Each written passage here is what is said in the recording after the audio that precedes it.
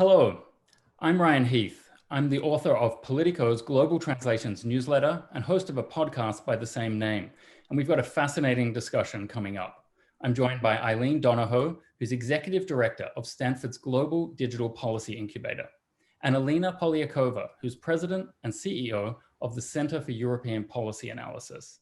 They've co-authored a paper calling for renewed strategic cooperation, greater unity in effect, between the US and Europe on tech policy. It's called A Transatlantic Effort on China Starts with Technology. Only unity on tech policy can keep democracies' competitive edge. And it's very timely. The EU is about to come out with a legislative package, a bunch of other measures as well, on what it hopes will deliver digital autonomy and sovereignty for itself. And the US is transitioning to the Biden administration. And more generally, we've seen that tech and politics are now completely intertwined. Nearly every country in the world is also in recession. So the need for innovation and the pressure to create types of innovation that create jobs as well is greater than ever. So let's dive into it. Let's start with the paper. Eileen, I'll turn to you first. Is the bottom line that the West is doomed to fall behind China in pretty much most digital fields if we don't figure out a better way to cooperate? Well, we certainly are calling for more strategic cooperation. And as we all know, there have been many conversations about technology and democracy popping up all over the place. Our argument is that there's a little bit too much focus on technology as the problem, and especially US platforms as the enemy, and not enough geopolitical strategic awareness of the threat posed by China, and in particular, its model of digital authoritarianism. And Alina, if I could turn to you to ask a little bit about where you see the flaws at the moment in both the US and the EU silos. They're different approaches, both to the regulation and to the general norms around technology. And then if you could explain where you think there is a realistic scope for common ground. Just to directly pick up on where Eileen left off, first of all, Ryan, thank you for that question. One of the points that we are trying to get across in this paper is that not only have we got the enemy wrong in some ways, with the intent to really focus, especially in Brussels right now, on regulation primarily on US tech companies. It's also that in many ways, Brussels tends to treat US companies or companies more broadly that are based in democratic countries at the same the same playing field as companies from authoritarian states, most notably China. And some of what we know about the regulatory package that Brussels is going to unveil very soon is that it's really taking on the lens of market competition. But technology and competition or technological innovation isn't just about economics. It's not just about markets. It is very much about a normative competition to be able to set the international agenda, the rules of the road when it comes to data use, when it comes to privacy, when it comes to a whole slew of other issues. And Eileen can certainly talk much more about that, but I think that is the big problem here, that digital sovereignty as a model for understanding the best way to regulate tech is problematic because it sets up what we call digital walled gardens, meaning it really prohibits our ability to work together to first and foremost ensure that we maintain a digital domain that is democratic first and foremost, and not see the space to an authoritarian sort of model of a splinter net, which is of course what China has successfully set up. It's what other authoritarian states would love to emulate. And the language of digital sovereignty in many ways, lends legitimacy and credibility to that whole idea of fragmentation. And if we lose that battle, the normative battle, then, in effect, we lose the ability to ensure that we have a digital domain that is open and free and based in values of human rights first and foremost. Mm-hmm.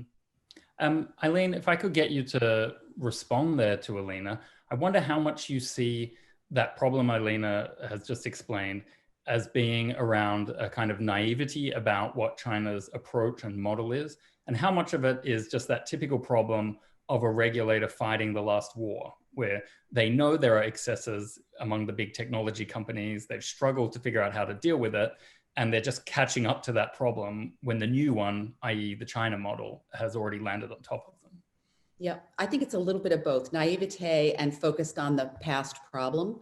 And I would say that in the transatlantic context, we've been sort of fighting with each other. There's been a lot of dysfunction in the US political context. So we've sort of been missing in action on the policy front.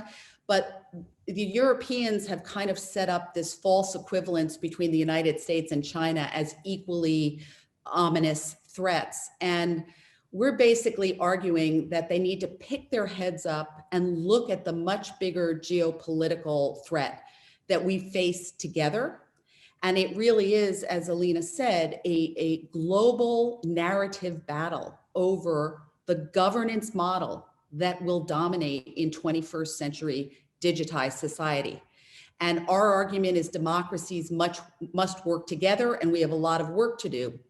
But on the China side, while we've been fighting, they have been making massive progress. And I will lay out, the core elements of their entire model of digital authoritarianism starts with a very ambitious strategic investment agenda, where they have roughly 16 different Manhattan Project level investments in technology itself, quantum communications, crypto, facial recognition, genomics, et cetera.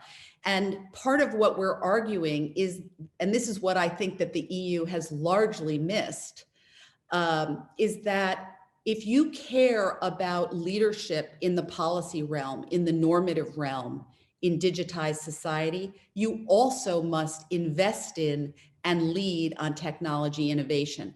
That power in the normative realm will derive, in fact, from dominance in technology. And China seems to know that very well.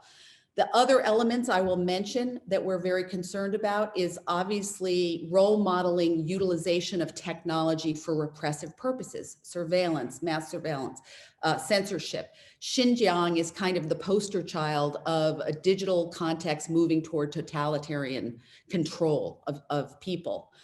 They also have a massive export agenda for not only surveillance technologies, technologies of repression, but digital infrastructure through which they are gaining leverage over countries all around the world, and that will be leverage for decades to come. And then the next piece that I think a lot of players have missed, it's much more subtle, is in the international diplomacy realm, where they're at the general level, they've taken over leadership at 4 of the 16 UN agencies, where just a decade ago, they were barely engaged in diplomacy at the UN level. They've gone into text standard setting. They've gone into norm standard setting. So the ITU, the Human Rights Council.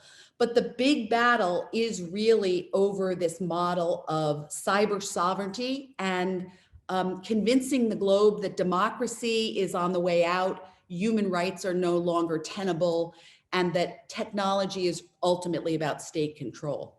Mm-hmm. It feels to me like if we had a forum, and I'm not advocating that we create a new forum, but we can get to that in the conversation too. But if we had a forum like NATO for tech cooperation, we would have channeled something like a call for that greater level of defense investment that Donald Trump has made so famous. We would have been calling for greater investments in strategic technology sectors. And to me, that all then points towards some form of new modern industrial policy. And I know that the EU is sort of touching on those topics, but I wonder what you feel about that. Is there some kind of framework where the EU and the US could get involved in having common standards and common restraints around what an industrial policy could be that would take their investments to a level that we would be able to outcompete China? I can start there. That's exactly the point that we get to at the end of this paper.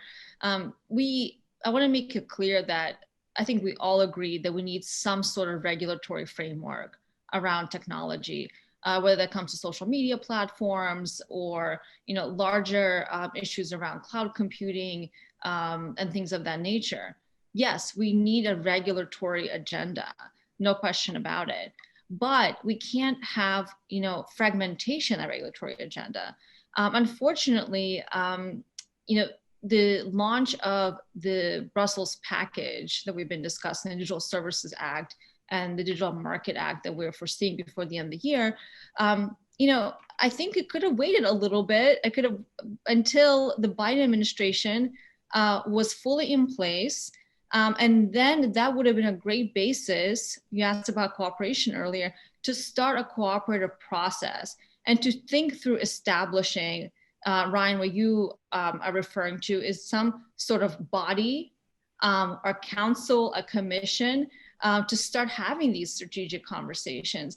And I was, on the one hand, very, very happy to see the commission actually put out a EU-US agenda, which included tech policy as one of the core items, this agenda that the commission published calling for a global agenda for the United States and the EU. And there were great ideas in there. One of them was to set up a trade and technology council or commission that would start to grapple with some of these questions at the transatlantic level. There were other fantastic recommendations, but at the same time, as we have this call, which I think the US should take quite seriously to collaborate, we have this other regulatory effort that's been in the works for quite some time still being launched. So I think we can't have it both ways. We can't have a call for unity and collaboration while still, ramming through a new digital agenda that has not been done in collaboration with the United States. So I think there's a huge amount to think through, and there are different models for doing it, as you said. I don't think we need a new bureaucracy, frankly, where we have, a coalition of 20-something or 30-something countries, and we have to go through this arduous process of voting and things like that. That takes forever. We don't have time for that, frankly. There have been many proposals on the table of how to do this in a more focused, perhaps in even a temporary way, so that there are working groups that perhaps set up between countries that are driving, let's say, on semiconductor development, for example, or countries that are driving on cloud technologies, and to really have concrete problems and solutions, not necessarily at this huge level like NATO or another multilateral organization, but to do that in a very concrete, focused ways. The point is that we can do this, we just haven't. And the one reason for that, I think has been the EU's focus on digital regulation paired with incoherence of foreign policy in the United States for the last 4 years. Mm-hmm. Eileen, if I could get you to pick that thought up, what difference do you think a Biden administration will make? We know that the Obama administration that Joe Biden served in was very pro-Silicon Valley. And we also know that the days of those sort of blank checks are over.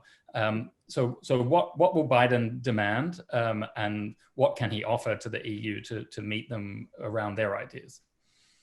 So I think that having a Biden administration is probably the most important change. The fact that we have moved away from Donald Trump, who I would argue single-handedly he may have been the most detrimental factor himself in the breakdown of the Transatlantic Alliance, just with his behavior and treatment of his partners. And so it's very important that he's not there. But I will say that at the end of the Obama administration, if we recall, the Privacy Shield arrangement that facilitated cross-border data transfer was negotiated as an alternative to the earlier safe harbor arrangement. And just this summer, the EU Court of Justice struck that down as unconstitutional. And I would say one of the first things that this should be an urgent priority for the EU and the United States to come up with an acceptable alternative to the Privacy Shield. That leads me to not only because of trade and the economic consequences, but at the end of the day, the problem from the EU point of view with that arrangement points to something that I think democratic governments are failing to look at, which is their own use of data and technology for government purposes. Everybody is so focused on private sector platforms and regulation of platforms as though that's the be all and end all, and that's the solution for saving democracy. They're forgetting that we have inadequate rules on government surveillance, and the digitization of everything has sort of created this unconscious drift toward mass surveillance for all governments. And so the first step for this transatlantic alliance is get your own houses in order. The governments need to come up with a democratic articulation of how we have institutional constraints on use of data and technology for government. And that is the biggest differentiator between the transatlantic partners and China. So that's step number one. Step number two, yes, we need regulation of platforms, the dominant platforms. But rather than focus on harmful content and coming up with rules that in their own way violate core democratic principles like free expression, the focus should be, and I believe in the Biden administration will be, on transparency and accountability, starting with transparency about rules for users and new forms of user control over what happens to their data, new forms of transparency about procedural rights, mechanisms for complaint mechanisms, remedies for violations, focusing on the users, and then also ability for regulators and researchers to audit the platforms in terms of their own execution on promises. Are they doing what they have promised? And then last but not least is, what are the effects of algorithmic promotion and demotion of content, independent of cross-border, foreign info ops? What is the actual effect of what platforms are doing in that gray zone?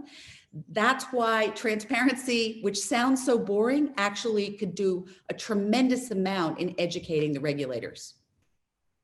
You were reading my mind. You've taken me to the exact two questions that I was hoping to ask next. So the first was, on that point of transparency, do you think that extends into what I would call algorithmic transparency? Essentially, the ability in exceptional circumstances or on a regular basis of some kind for authorities to essentially audit how these algorithms are conducted as a way to avoid the content removal laws that could be on the horizon. That's point one. And then point two is on Privacy Shield, I wonder whether the US is going to have to come up with another workaround because a federal privacy law is unrealistic given the Congress. And a lot of people would argue that for it to hold up in an EU court, the gold standard would be a US federal privacy regime. Do you want me to quickly answer those? Yeah. Okay, so on the Privacy Shield workaround, yes, I would have put federal privacy law at the top of the list, but you are probably right. It's not quite ripe yet or realistic. I think we're more likely to get transparency and accountability on platforms. So yes, I do think we're going to need a workaround, but here's where it's a two-way partnership. The European Court of Justice effectively said US surveillance practices need to change. And unless the EU is willing to articulate what would be required, the idea that the US is going to change its surveillance practices so that private sector platforms are able to transfer data back and forth. I mean, I think they have to get a little bit more realistic in understanding what they're asking for. This really stems back to the Snowden revelations. And we've almost never recovered from those US government practices that were be outside of adequate institutional constraints. And so that's what has to be arranged behind closed doors between the European Union and the US, is what are the government practices? And then your first question, it was, algorithmic transparency. Algorithmic transparency, yeah. So it's, on that one, I would say people should understand there's subtlety in the language. We should not be asking companies to hand over the algorithms. That's not what we're interested in. But we are interested in an ability to audit the effects of the algorithmic promotion and demotion. So we want to better understand, what are the decision rules? What were you intending to bake into the algorithms? And then audit, is that what happened?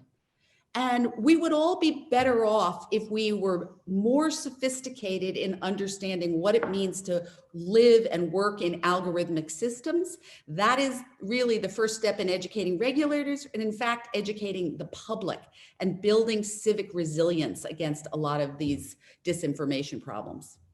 Mm-hmm. Alina, maybe if I can bring you back in, I'm also interested in what you see as parts of the American innovation ecosystem that the EU could adopt. They've had challenges for a long time about the amount of venture capital they have had access to. I'd probably argue we're seeing now in the pandemic that venture capital doesn't always deliver the investments you want for your society. But it's also clear that the EU needs to do more of this investment in fundamental research and to innovate more rather than just try and pull others down.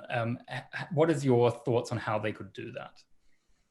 Well, I think one of the things that has become very obvious is that sometimes there is sort of a overzealousness when it comes to the EU's desire to lead as a global digital regulator. European laws around privacy, like the GDPR, for example, have a tendency to become de facto globally adopted because they apply to companies that are transnational global companies. So when the EU acts, it's not just actually acting for its own citizens at the end of the day, it is acting for the world. And I think that is a huge amount of power that Brussels actually has. I think the issue has been, though, that in some ways it is regulation that has become the objective in itself, rather than what should be the objective, which is innovation and investing in basic research and development and science. Obviously, everybody wants to recreate Silicon Valley. The Chinese have been trying to do it, the Russians have been trying to do it. Everyone is trying to do it because it's such a powerhouse of innovation and drives so much economic growth. However, what that really takes is having a regulatory environment that prioritizes, cutting red tape and bureaucracy around starting your own business, that allows startups to flourish without a lot of, government paperwork they have to fill out. France is famous for many things, but one of the things it's also very famous for is having this really deep bureaucratic model of development. And for innovation, that really doesn't work, especially when we're talking about tech innovation.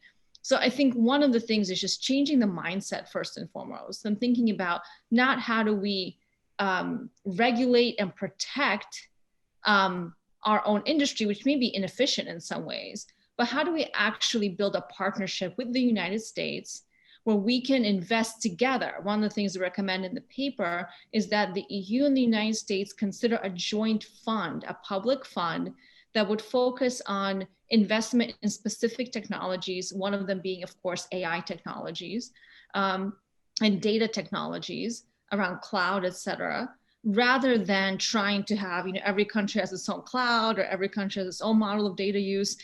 That's not going to get us anywhere. And that fund could potentially channel public funding, public investment, government investment into specific areas as a way to jumpstart private investment and hopefully to build truly competitive companies rather than having a subsidy model where at the end of the day, basically what European governments might end up doing is subsidizing inefficient models. I mean, there's a reason, right, why not too many companies have been able to compete with Google search. Google search is ubiquitous. We can argue about whether it's too ubiquitous, right? And saw the arguments about antitrust. But one reason is because it works really well. And everybody that's tried to compete with it hasn't done very well. Well, because they have a superior product. So I think European companies have to find a niche for where they can be competitive. And that can only happen from this bottom-up approach and a regulatory framework that encourages innovations rather than stifle it. I mean, none of this is rocket science, really, in some ways, but it's really just about changing the way we're looking at the bigger problem and panning out from arguments we're having about individual data privacy and surveillance, which are valid, not to say they're not, but to see the bigger picture. Like if we keep fighting amongst ourselves, you know, someone's going to have our cake, and that's going to be China. I guess it's now time to ask you what role you see for the existing private sector actors. And I would include civil society, not just the big companies here. And the reason I ask that is that the sort of technology partnerships that governments have to be involved in are necessarily very complicated. It's not a sphere where you can just buy the software or whatever it is and never talk to the company again. Like, these are quite difficult hybrid environments. And I've also been on the other end of sort of big tech lobbying when I worked inside the EU's digital department and its competition department.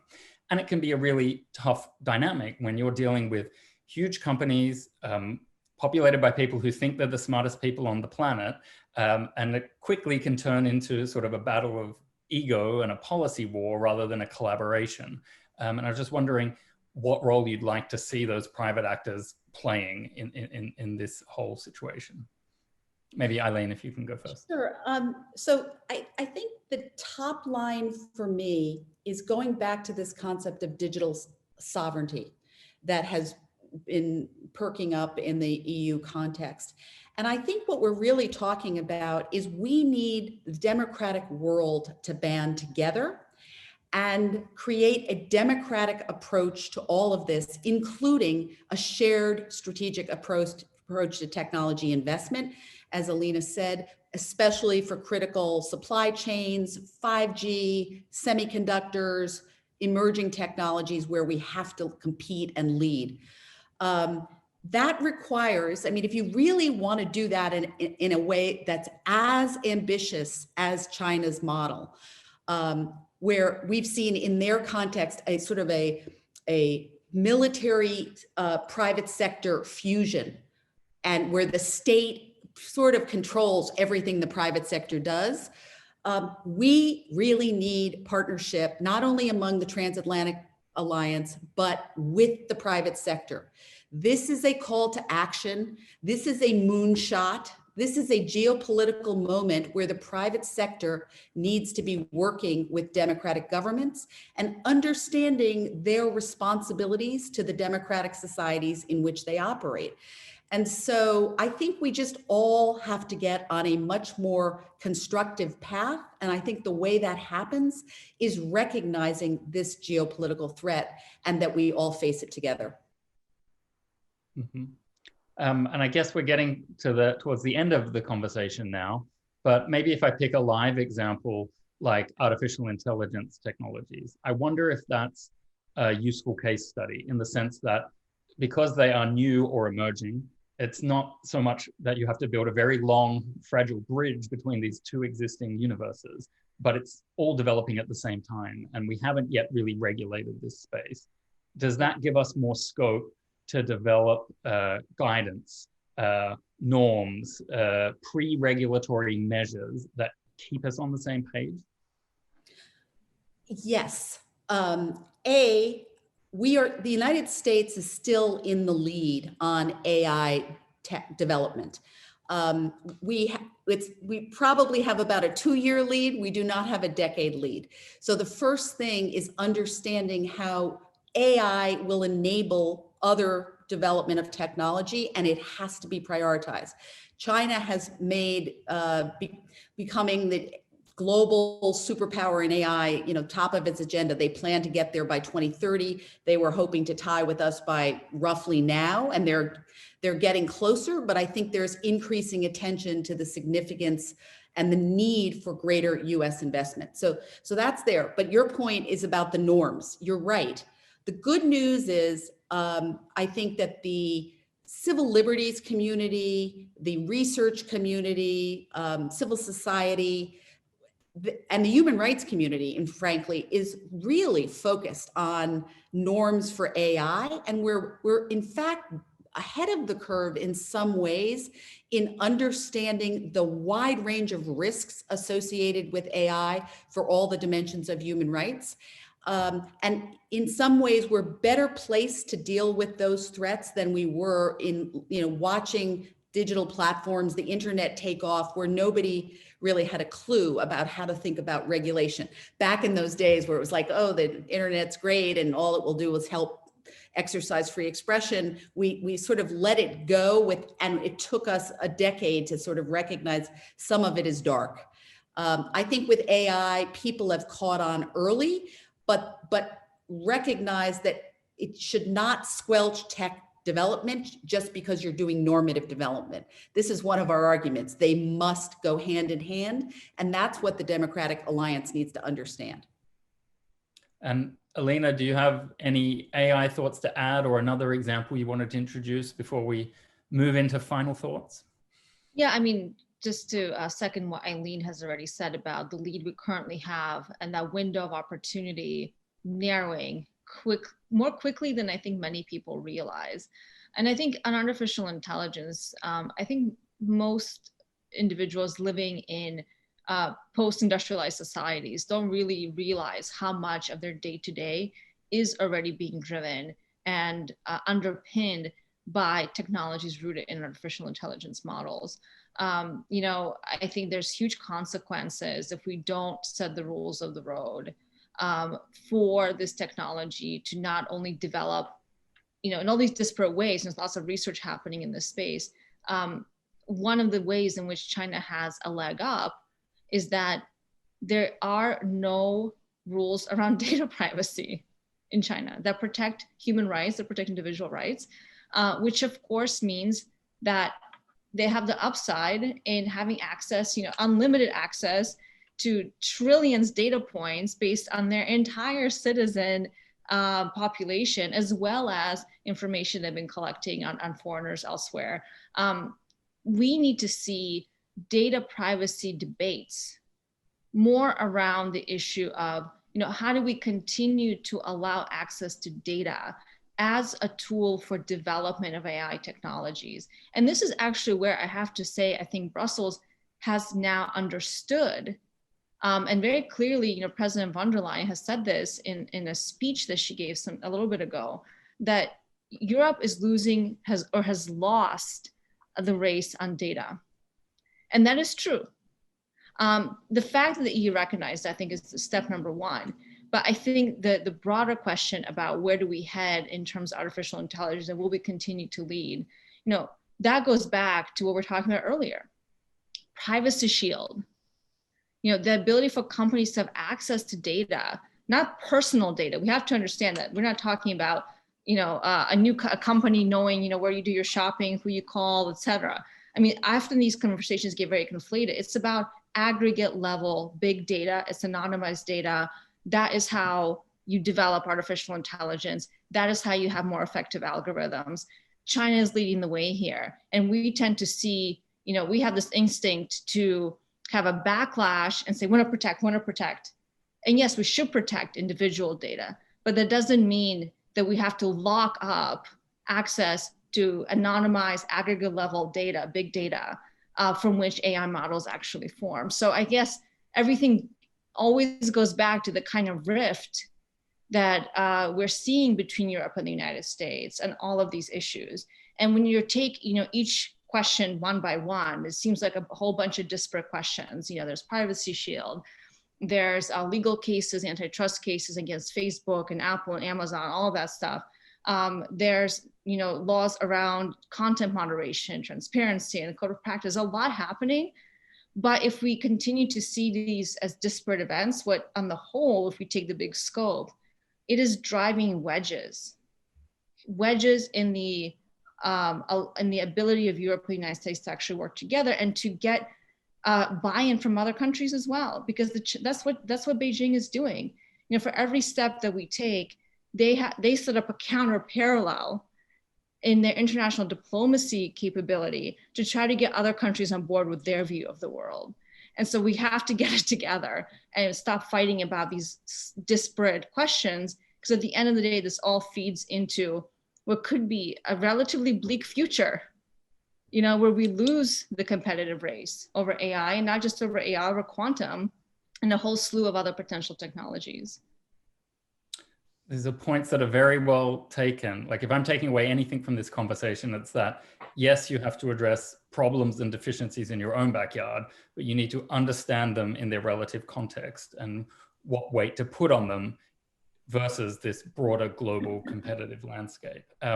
Eileen, I think we're just about wrapping up the time now. Have you got any final thoughts? I don't want to presume to wrap up all of those threads myself. Yep. As a co-author of the paper, I'll let you do that. Well, let me just add one piece that we have not mentioned. In the plan of action we put forward, there were 3 big planks. One is strategic investment in the technology itself, which we've discussed. We've also talked about coming up with a democratic approach to governance of digital society and regulation of private sector company tech platforms consistent with human rights. Those are the 2 big pieces. A lot to be done there. The third piece is really coming up with a strategy to counter the rise of digital authoritarianism around the globe and China's push to bring the world to its vision. And this will require much deeper investment in international diplomacy. We have to create an attractive democratic model of use of technology, investment in technology, application of technology, and governance, and articulate what are the risks associated with allowing China to control your information infrastructure in the long run. What are the risks associated with the products that are being exported to you? And as well as hopefully the attraction to democratic values, which we still believe are ultimately the ones that will win in sort of a more soft power kind of battle, if we can get our acts together, both on the technology front and the governance front. Eileen Donohoe, Alina Polyakova, thank you so much for this conversation. I've learned a lot and I hope everyone watching did as well.